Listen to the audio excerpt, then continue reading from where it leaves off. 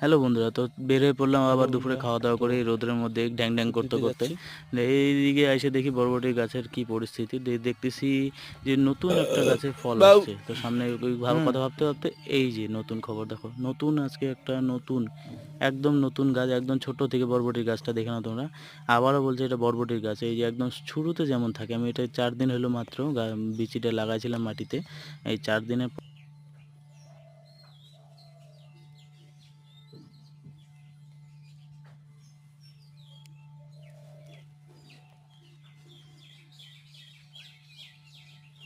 Hello বন্ধুরা, তো তারপর এই যে দেখো নতুন বরবটির একদম মানে স্টার্টিং অবস্থায় কীরকম থাকে ওরা দেখতে, ক্লিয়ারটা দেখে নাও।